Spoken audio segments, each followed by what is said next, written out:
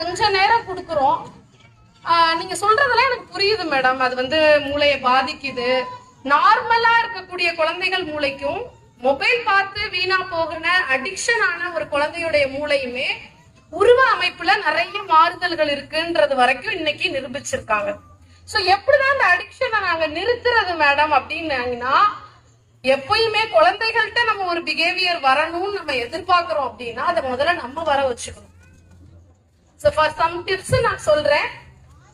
மொபைலை தவிர்க்கவே முடியல அப்படின்னா குழந்தைகள் இல்லாத நேரத்துல அந்த மொபைலை நீங்க பாருங்க.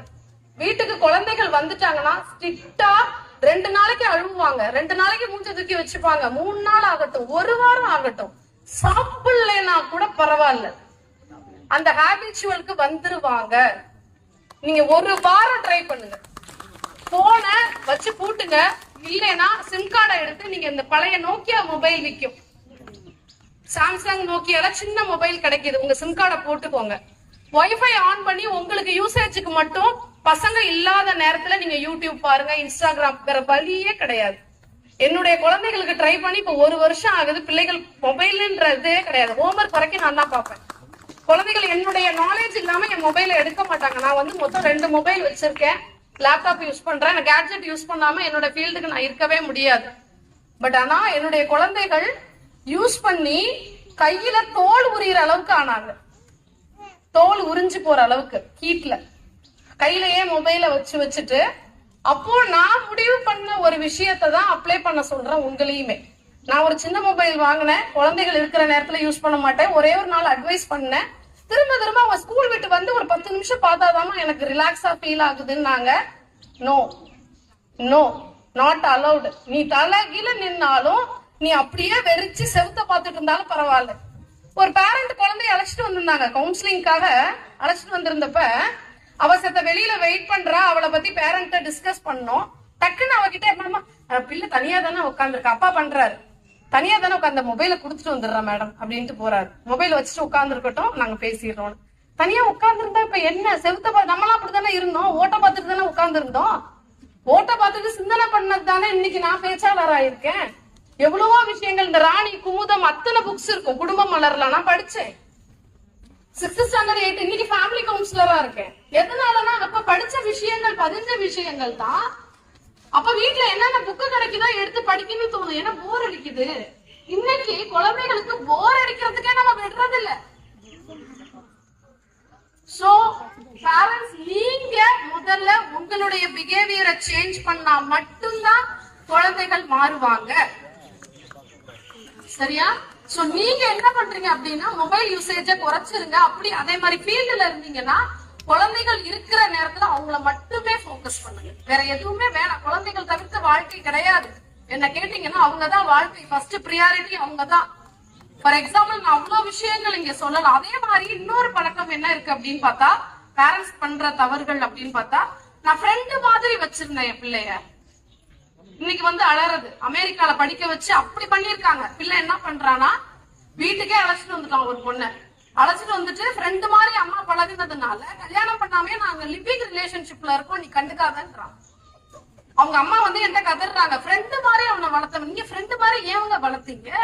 பேரண்டா இருங்க, கண்டிப்போட இருங்கன்னு சொல்றேன் நான். பேரண்ட் ஃப்ரெண்டா இருக்கணும்னு அவசியம் கிடையாது. அந்த வார்த்தையை முதல்ல தூக்கி போடுங்க. நம்ம பேரண்ட் ஃப்ரெண்டா இருந்தாங்களா நம்ம கிட்ட? அம்மா அப்பா கிட்ட இந்த விஷயத்தை தான் அவன் எல்லாத்தையும் நல்லது கிட்டது கத்துக்கிட்டோம், எல்லாத்தையும் நம்ம கிட்ட ஷேர் பண்ணணும்ன்ற எல்லாத்தையுமே அம்மா கண்டுக்க மாட்டாங்க. அம்மா வந்து க்ளோஸா இருப்பாங்க, அம்மாட்ட இந்த விஷயம் எல்லாம் பேச முடியும் அப்படின்றதும் அவன் டீசெண்டா தான் புரிஞ்சுக்கணும், டீசெண்டா தான் நம்ம கிட்ட கன்வே பண்ணணும். ஒரு ஸ்டெப் ஸ்பேஸ் இருக்கணும். அம்மாவுக்கும் பிள்ளைக்கும் இருக்கணும், அப்பாவுக்கும் பிள்ளைக்கும் இருக்கணும், ஒரு பயம் இருக்கணும். அப்பதான் எங்க அம்மா அப்பாவுக்கு இந்த விஷயங்கள் பிடிக்காது அப்படின்ற அந்த ஸ்பேஸ நீங்க மெயின்டைன் பண்ணிட்டு தான் ஆக வேண்டும். சரியா? சோ இந்த 2 முக்கியமான டிப்ஸ் நான் சொல்லியிருக்கேன். இந்த கேட்ஜெட்ஸ நீங்க டோட்டலா விடுறதுக்கும், அண்ட் பேரண்ட்ஸ் இந்த மார்னிங் நீங்க ஸ்கூலுக்கு கிளப்பும் பொழுது படுற அவஸ்தை வந்து விவரிக்க முடியாத வரிகள். சரியா? அதை பொறுத்த வரைக்கும் நான் முக்கியமா இதெல்லாம் சின்ன சின்ன விஷயம் தானேன்னு நினைப்பீங்க. நானுமே அதை எக்ஸ்பீரியன்ஸ் பண்ணிட்டு தான் வந்திருக்கேன் ஆஸ் அ பேரண்டா. சோ குழந்தைகள் நீங்க மார்னிங் சீக்கிரம் அப்படியே டென்ஷன் ஆகி கிளப்பும் போது பயங்கர ஃப்ரஸ்ட்ரேஷன். அதுல அம்மா தான் பக்கா வீக்ல இருப்பீங்க. பக்கா வீக்ல வைக்கிறதுல இருந்து பாத்தீங்கன்னா ஸ்கூல் கிளம்பி அந்த கேட்டை க்ளோஸ் பண்ற வரைக்கும் அப்படி ஒரு காஞ்சனா லெவல்ல இருப்பீங்க. பட் ஆனா குழந்தைகள் பாத்துருக்கீங்களா, ஸ்கூல் கேட்ல இருந்து போகும்போது கூட இப்படி ரிலாக்ஸா போவாங்க. நீங்க ஹைப்பர் டென்ஷன்ல இருப்பீங்க, பட் அவங்க அவ்வளவு ரிலாக்ஸா இருப்பாங்க. ஏன், என்ன காரணம்னு நினைக்கிறீங்க?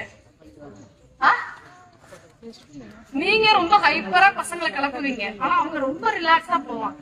ஸ்கூலுக்கு கிளம்புவாங்க, கிளம்புறதுமே ரிலாக்ஸா கிளம்புவாங்க.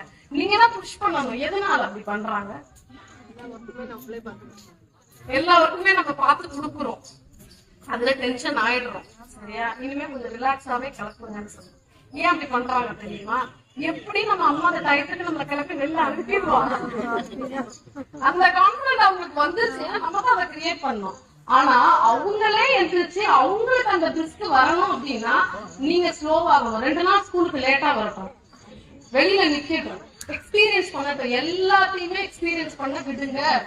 பர்ஃபெக்ஷனா எதிர்பார்க்காதீங்க. முதல்ல அன்பர்ஃபெக்ஷனா ஆகட்டும், அதை அனுபவிக்கட்டும், அவமானப்படட்டும், திருப்பி அந்த புத்தி வரட்டும். நம்மளாம் அப்படித்தானே வந்தோம். எத்தனை நாள் பஸ்ல ஏறி அங்க மோதி இங்க இடிப்பட்டு ஸ்கூல் கேட்ல போய் நின்று ஹெச்எம்கிட்ட திட்டு வாங்கி கெட்ட வார்த்தைகள்லாம் திட்டு வாங்கிருப்போம். நீங்க யாரையும் ஸ்டூடெண்ட்ஸ் அந்த மாதிரி டீச்சர்ஸ் திட்ட முடியாது. நம்ம வாங்கி கிளீனிங் பனிஷ்மெண்ட், வெளியில தரையில மண்ணுல உட்கார வைப்பாங்க, நீ லேட்டா தானே வந்தது. சோ அந்த பனிஷ்மெண்ட் நமக்கு ஒரு ஒழுக்கத்தை கற்றுக் கொடுத்தது இல்ல, அது நம்மளுமே பண்ணுவோமே. கொஞ்சம் 2 நாள் வெயிட் பண்ணுங்க, எதுவுமே தலைமுறைக்கு போறதே கிடையாது. சோ இது ஒரு டிப்ஸ். இனிமே ரொம்ப நீங்க காலையில 3/4 பெண்கள்